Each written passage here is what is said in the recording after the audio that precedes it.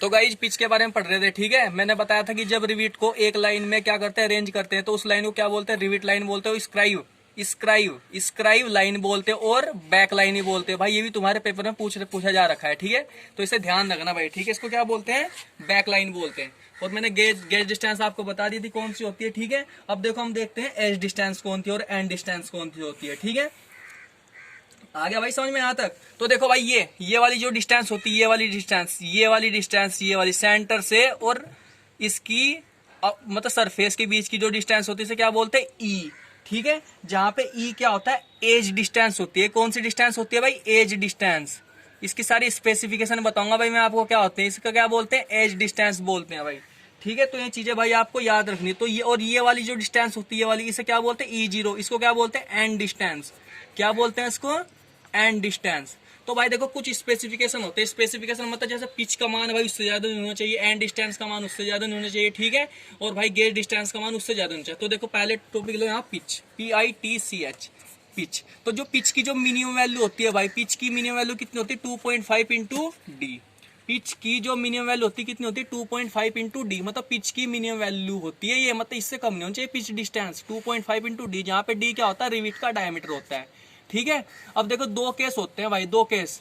जब किसी मेंबर पर टेंसाइल फोर्स लग रखा है, जब किसी मेंबर पर टेंसाइल फोर्स लग रखा है, तो उस केस में जब किसी मेंबर पर टेंसाइल फोर्स लग रखा है, तो उस केस में पिच की डिस्टेंस इससे ज्यादा नहीं होनी चाहिए। किससे ज्यादा, जो है 16T और 200 mm से ज्यादा नहीं होनी चाहिए भाई, विच इज लेस, ठीक है। समझ गए, ये किसके केस में, टेंशन के केस में, ठीक है। इससे ज्यादा नहीं होनी चाहिए, क्या होनी चाहिए, इससे ज्यादा होनी चाहिए। जबकि कंप्रेशन केस में कितना होता है, 12T और 200 mm, जो इनमें क्या होगा, लेस होगा। इससे ज्यादा चाहिए किसके केस में, कंप्रेशन मेंबर के केस में, ठीक है। किसके केस में, कंप्रेशन, जहां पे टी क्या होता है, thickness of the thinner member. ये बहुत चीजें इंपॉर्टेंट है भाई, ये बहुत बार पेपर में आ चुकी है, ठीक है। अब देखो तीसरा नोट पॉइंट देख लो। लेकिन देखो ये क्या थी, सिंपल पिचिंग थी। लेकिन जब स्टैगर्ड पिचिंग होती, स्टैगर्ड पिचिंग मतलब देखो स्टैगर्ड पिचिंग क्या होती है, जैसे एक रिविट यहाँ लगा रहे, दूसरा रिविट यहाँ लगा रहे, तीसरा रिविट यहाँ लगा रहे, चौथा रिविट यहाँ लगा दिया।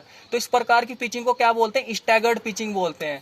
क्या बोलते हैं इसको, स्टैगर्ड पिचिंग बोलते हैं। तो स्टैगर्ड पिचिंग में जब पिचिंग जो डिस्टेंस लेते हैं हम, जो ये जो अबव स्पेसिफिकेशन बताया मैंने, जो ऊपर ये स्पेसिफिकेशन बताए, स्टैगर्ड पिच में ये वाली जो डिस्टेंस होती है ना, 50% क्या हो जाती है, इंक्रीज हो जाती है। ये कितनी इंक्रीज हो जाती है, 50% इंक्रीज हो जाती है। कब तक इंक्रीज होती है, कब तक इंक्रीज, जब तक जी का मान 75 mm से कम हो। जब तक जी का मान 75 mm से क्या हो, कम हो, तब भाई ये डिस्टेंस क्या हो जाती है, 50% क्या हो जाती है, इंक्रीज हो जाती है। किस केस में, स्टैगर्ड पिचिंग में, ठीक है। तो ये चीजें आपको याद रखनी है, ठीक है। अब देखो जैसे एक नोट पॉइंट और है यहाँ पर। एक नोट पॉइंट ये है कि जैसे भाई मैं एक बट ज्वाइंट बना रहा हूँ, क्या बना रहा हूँ, बट ज्वाइंट। ये क्या हो गया, but joint with double cover plate. यहाँ पे क्या लगा रखा, लोड लगा रखा है, लोड लगा रखा। ये क्या यहाँ पर, ये क्या लगा रखी, रिविट लगा दी भाई मैंने। ये क्या लगा दी, रिविट। अब देखो मैं ये तो क्या है, मेरे सामने से देख रहा हूँ तो ऐसे दिखाई दे रहा है। लेकिन जब मैं इसका टॉप व्यू बनाऊंगा, जब मैं इसका क्या बनाऊंगा, टॉप व्यू बनाऊंगा, तो टॉप व्यू में किस टाइप से दिखाई देगा भाई मुझे, ये देखो किस टाइप से दिखाई देगा, माना इस टाइप से दिखाई देगा भाई, इस टाइप से दिखाई देगा। अब ध्यान रखना भाई, माना इसकी जो विड्थ है ये कितनी है भाई, बी विड्थ है। ये क्या है, बी विड्थ। तो ध्यान रखना जो बट ज्वाइंट में जो कवर प्लेट का जो लैप होता है, वो कितना होना चाहिए, 1.5 इंटू बी होना चाहिए भाई। ये भी तुम्हारे पेपर में बहुत बार क्वेश्चन पूछ रखा है, ठीक है। तो ये चीजें बहुत ही इंपॉर्टेंट है, ठीक है। और भाई एक नोट पॉइंट ये भी लिख लो, ठीक है। अब ये पिच का हो गया ना, चलो ठीक है, दूसरा बाद में बताऊंगा नोट पॉइंट। दूसरा क्या है, गेज डिस्टेंस। गेज डिस्टेंस के क्या कुछ स्पेसिफिकेशन क्या होते हैं। तो गेज डिस्टेंस किससे ज्यादा होनी चाहिए, किससे कम नहीं होनी चाहिए, ठीक है। तो गेज डिस्टेंस किससे ज्यादा नहीं होनी चाहिए भाई, गेज डिस्टेंस किससे ज्यादा नहीं होनी चाहिए, ये चीजें आपको याद रखनी चाहिए। 4T plus 100 mm, 4T plus 100 mm और 200 mm विच इज लेस। जो इन दोनों में जो लेस होगी ना, जो इन दोनों में क्या होगी, लेस होगी, इससे ज्यादा नहीं चाहिए, ठीक है। गेज डिस्टेंस का मान चाहे वो कंप्रेशन मेंबर हो, चाहे टेंशन मेंबर हो, इससे ज्यादा नहीं होना चाहिए भाई, ठीक है। ध्यान रखना, चाहे कंप्रेशन मेंबर हो चाहे टेंशन मेंबर हो, ठीक है, ये बहुत इंपॉर्टेंट प्रॉपर्टीज है भाई, ये ध्यान रखनी है हमें, ठीक है। जहां पे टी क्या होती है, thickness of the thinner plate, ठीक है। ये 2 पॉइंट हो गया। तीसरा एंड डिस्टेंस के बारे में भी देख लेते हैं और एज डिस्टेंस के बारे में भी देख लेते हैं भाई हम यहाँ पर, ठीक है। तो देखो एज डिस्टेंस और एंड डिस्टेंस कितनी होनी चाहिए, ठीक है। तो जो मिनिमम एज डिस्टेंस जो एंड डिस्टेंस होती है ना भाई, उससे क्या होनी चाहिए, लेस देन होनी चाहिए, मतलब उससे ज्यादा होनी चाहिए। किससे ज्यादा होनी चाहिए, देखो 1.7 into capital D, 1.7 into capital D. ये कब लेंगे, ये कब लेंगे, जब ये तब लेंगे जब रिविट को हैंड ड्रिवन करते हैं, मतलब हाथ के द्वारा क्या करते हैं, जब हाथ के द्वारा क्या करते हैं भाई, डालते हैं किसी होल में।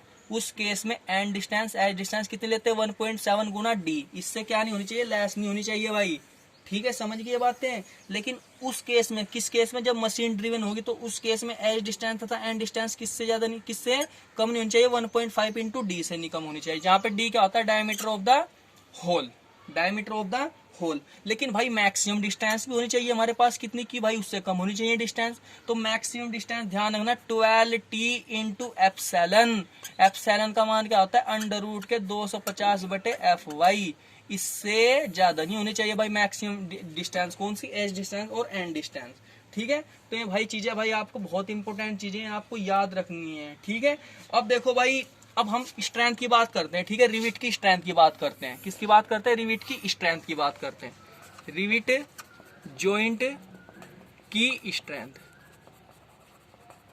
सब कुछ तो पढ़ लिया, वहां पता चाहिए भाई स्ट्रेंथ भी कितनी होनी चाहिए। अब मैंने तुम्हें तीन प्रकार के फेलियर बताए थे, तो शेयर फेलियर हो गया था, दूसरा कौन सा हो गया था, बियरिंग फेलियर हो गया, तीसरा कौन सा था, टीयरिंग फेलियर हो गया था, ठीक है।